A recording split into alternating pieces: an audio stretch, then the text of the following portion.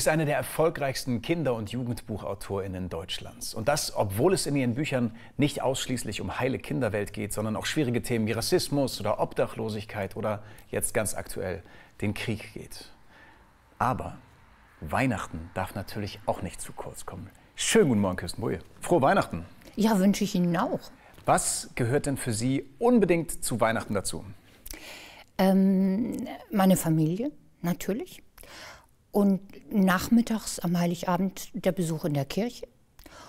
Und dann sind wir immer noch so ganz altmodisch, dass wir, obwohl unsere Kinder erwachsen sind, aber wenn die dann da sind, dass wir das Weihnachtszimmer erst danach öffnen. Und das ist dann immer ein sehr feierlicher Moment. In der biblischen Geschichte ist es ja so, denn die wird ja wundervoll dann immer vorgelesen im Gottesdienst und dann kommen immer die wundervoll sonoren Stimmen der Kolleginnen und Kollegen mit. Es begab sich aber zu der Zeit. Die Geschichte in der Bibel ist ja eigentlich eine, die erzählt von Bedrohung und von Flucht und von der Aussage, fürchtet euch nicht, obwohl es Bedrohung gibt. Und das ist ja ein Thema, was in Ihren Büchern auch ganz häufig vorkommt.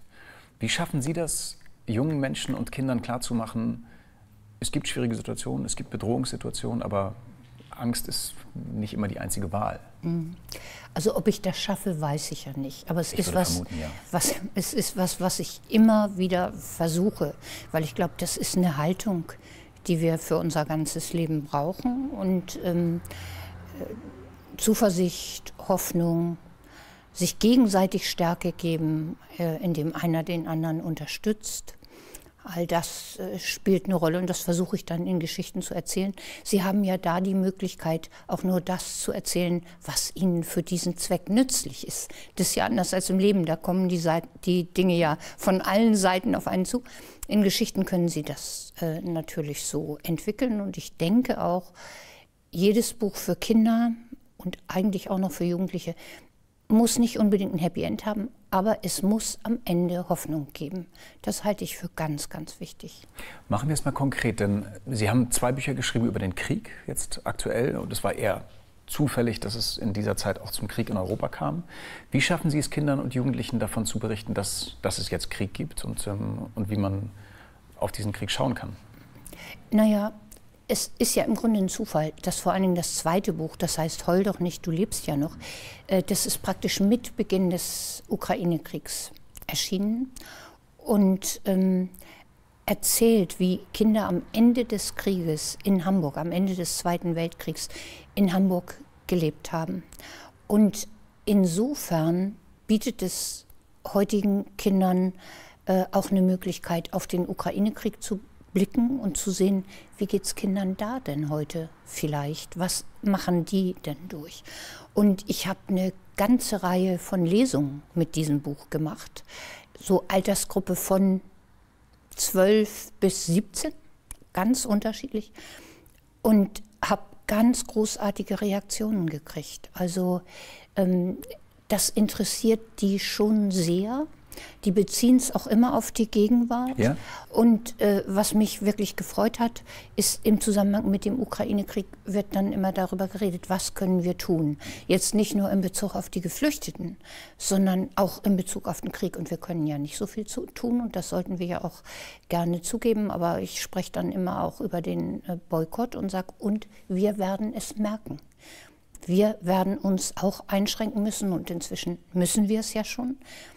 Und dann sind die Reaktionen ganz toll. Also ich habe einmal eine Lesung gehabt in einem Theater in Köln. Das war voll mit Jugendlichen und an der Stelle, als ich gesagt habe, und wir alle, wir werden uns einschränken müssen, aber das müssen wir doch tun. Das ist das Einzige, was wir tun können, um zu helfen. Da sind die aufgestanden und haben applaudiert. Und das hat mich so froh gemacht. Sind Tod und Trauer nicht als Themen für Kinderbücher zu hart? Nein, überhaupt nicht. Also ich denke, alles, was es im Leben gibt, sollte es auch in Büchern geben. Und Kinder wollen ja davon hören. Und es sind ja alle Kinder auch irgendwann mal mit dem Thema konfrontiert. Und sei es, dass ihr Hamster stirbt und steht hinterher nicht wieder auf. Das ist für Kinder ganz tragisch. Und deshalb ja, die Frage ist immer bei allen schweren Themen, die man Kindern durchaus zumuten kann, wie erzähle ich das?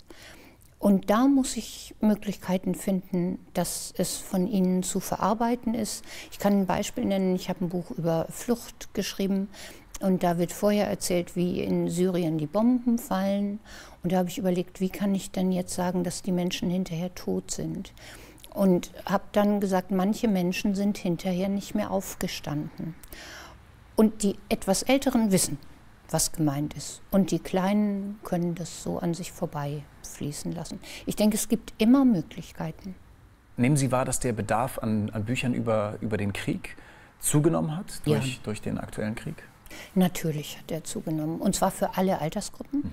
Es gibt ja auch eine ganze Reihe Bilderbücher dazu. Es gibt inzwischen diverse Listen mit Büchern über den Krieg und die werden auch sehr gut angenommen, weil viele Eltern, aber auch viele Erzieher und Erzieherinnen, Lehrer und Lehrerinnen das als Hilfe empfinden, sozusagen als Sprungbrett, um dann von da aus über den Krieg zu sprechen. Ich als Elterngeneration, ich habe das große Glück gehabt, in einem befriedeten Europa groß zu werden. Jetzt ist es auf einmal nicht mehr so und mir fehlt ganz häufig die Sprache darüber mit meiner Tochter. Wie nehmen Sie das wahr? Ich glaube, das geht ganz vielen Eltern so.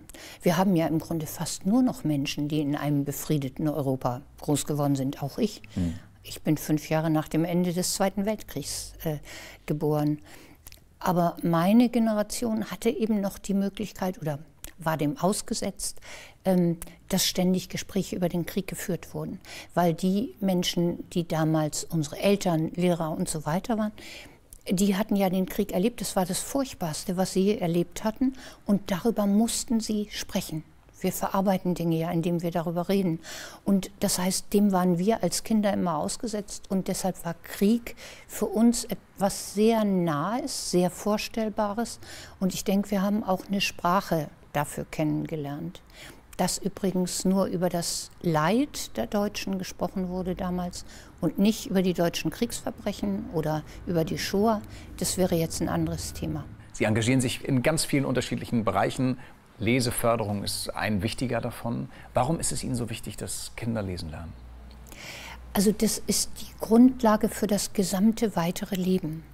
Und es klingt wie so ein kleines, langweiliges, altmodisches Thema, wenn ich zu Stiftungen gehe, um für irgendwelche Projekte Mittel zu akquirieren. Dann sagen die, ach, wir beschäftigen uns doch eher mit digitalen Dingen oder mit MINT oder was auch immer. All das spielt für Menschen gar keine Rolle, die nicht lesen können. Wir müssen uns einfach mal vorstellen, inzwischen schon vor Corona verließ einer von 5 Jugendlichen die Schule, ohne lesen zu können. Für ein Land wie Deutschland ist das wirklich erschütternd. Und sich vorzustellen, wie deren Leben aussehen wird, das mag man ja gar nicht. Das ist ja absolut trostlos. Die können ja keinen vernünftigen Beruf lernen. Das eine ist ja, nicht lesen zu können, das andere ist nicht sinnerfassend lesen zu können. Also es gibt ja Menschen, die können die Buchstaben und die Wörter zusammensetzen, verstehen trotzdem nicht, was passiert.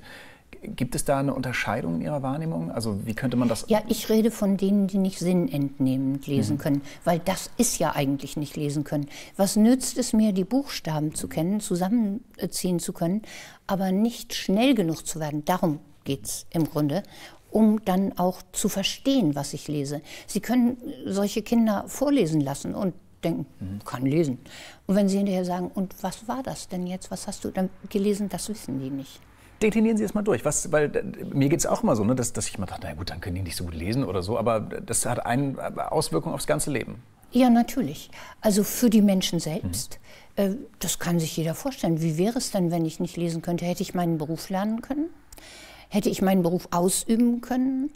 Wie wäre es mir dann also ohne gegangen? Schon der Führerschein wird ja schwierig oder große Autobahnkreuze oder im Grunde alles. Beipackzettel bei Medikamenten.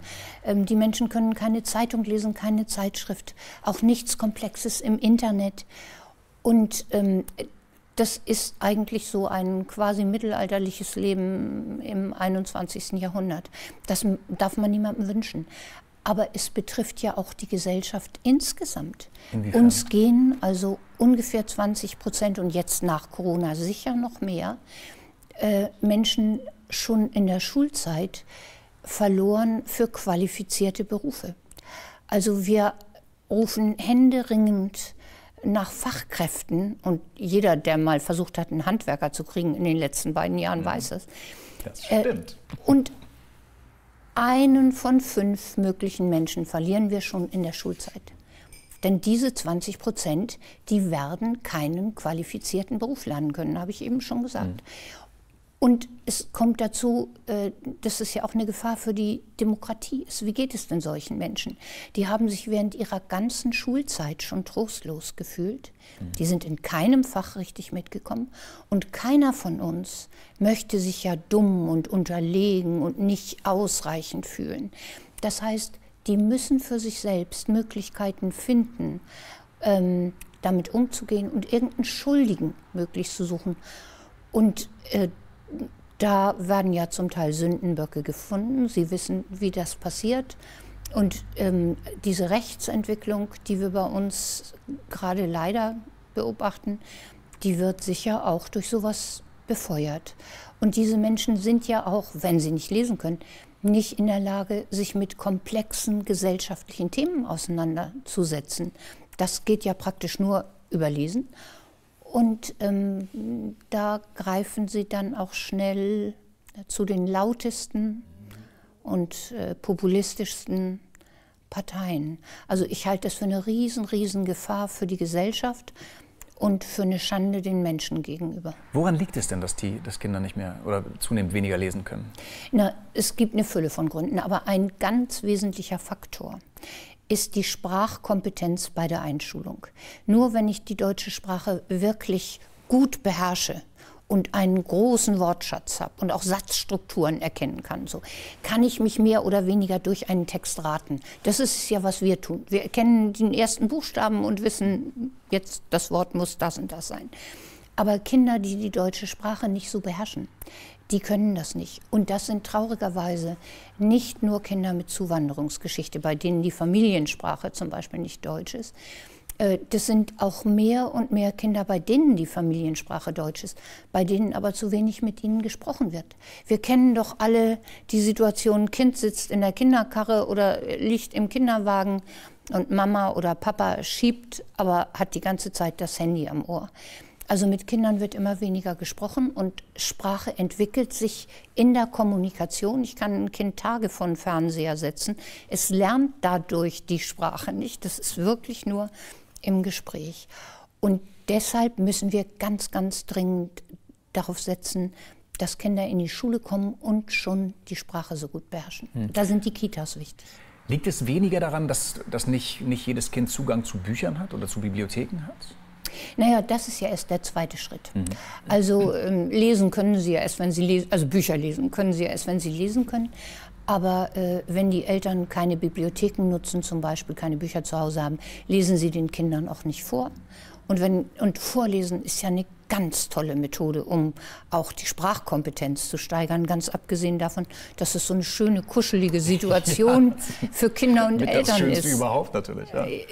Ich höre dann manchmal von Menschen, die sagen, wenn ich nach Hause komme, ich bin so fertig, ich muss dann noch das Abendbrot machen und so und dann auch noch vorlesen. Und diese Menschen merken dann aber oft, wenn sie es tun, dass das einfach eine ganz schöne, entspannende Situation ist. Aber was ist mit Eltern, die sagen, ich bin zum Beispiel alleinerziehend, ich arbeite den ganzen Tag, ich komme nach Hause, dann muss ich noch was essen, ich schaffe das einfach nicht. Hat das was damit zu tun auch? Ja, ich bin ganz sicher, dass es für viele tatsächlich so ist. Also stellen wir uns die berühmte Kassiererin im Supermarkt vor, die morgens um 5:30 aussteht, um ihre Kinder noch vor ihrer Arbeit in die Kita bringen zu können. Hinterher holt sie ab, kocht, füllt die Waschmaschine und so weiter. Dass die dann wirklich fertig ist. Aber das genau ist ja was, wo, denke ich, auch die Gesellschaft insgesamt eingreifen muss. Wenn diese Frau es nicht schafft, noch vorzulesen, wobei sie vielleicht auch merken würde, dass es auch für sie schön ist. Aber wenn sie es eben nicht schafft, dann muss die Kita da sein. Dann muss die Gesellschaft insgesamt dafür sorgen, dass diese Kinder nicht von Anfang an mit einem Nachteil eingeschult werden. Und Sie wissen wahrscheinlich auch, dass Deutschland im Ranking der OECD-Staaten ganz unten steht, was das Verhältnis Herkunft und Bildungsabschluss betrifft.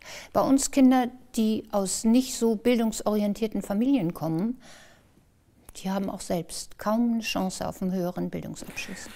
Sie waren selbst ja mal Lehrerin, man sagt immer an so einer Brennpunktschule. Ich finde, es gibt ganz unterschiedliche Formen von Brennpunkten. Ne? Deswegen also an einer Schule, die besondere Herausforderungen hatte vielleicht.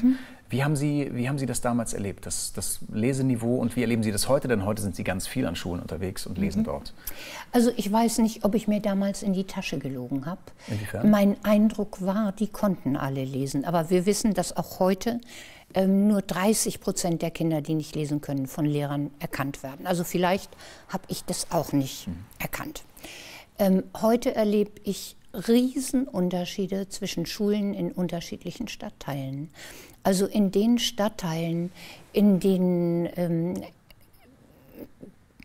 Eltern mit einem höheren Bildungshintergrund leben, die sich auch sehr darum kümmern, dass ihre Kinder lesen lernen, da erlebe ich in 3., 4. Klassen Kinder, die stellen mir Fragen. Da fallen mir die Ohren ab.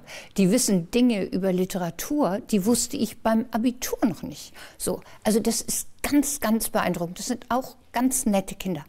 Und dann gibt es andere Stadtteile, wo die anderen leben, die von zu Hause eben nicht so viel Unterstützung bekommen. Und da erlebe ich auch noch in 4. Klassen, wenn ich am Anfang ein Buch hochhalte und sage, das will ich jetzt eigentlich vorlesen, kann mir mal jemand sagen, wie das heißt? Dann sehe ich, wie sich die Lippen bewegen, und dann traut sich ganz vorsichtig einer, sich zu melden. Und wenn die noch so große Schwierigkeiten haben, einen kurzen Titel zu entziffern, dann können die doch unmöglich, wenn sie kurz danach in die Sekundarstufe 1 kommen, die Texte verstehen und lesen, die im Unterricht eine Rolle spielen. Und da haben wir in Deutschland, glaube ich, noch ganz viel zu tun. Der Föderalismus steht uns da sehr im Wege. Sie haben Hamburg erwähnt. Hamburg ist im Ranking ganz oben, jetzt gerade bei so einer Untersuchung der Kultusministerkonferenz. Früher hat Hamburg da immer mit Bremen und Berlin um die Plätze 14, 15, 16 gerangelt. Jetzt ist Hamburg plötzlich auf Platz 3 vor Baden-Württemberg und solchen Ländern.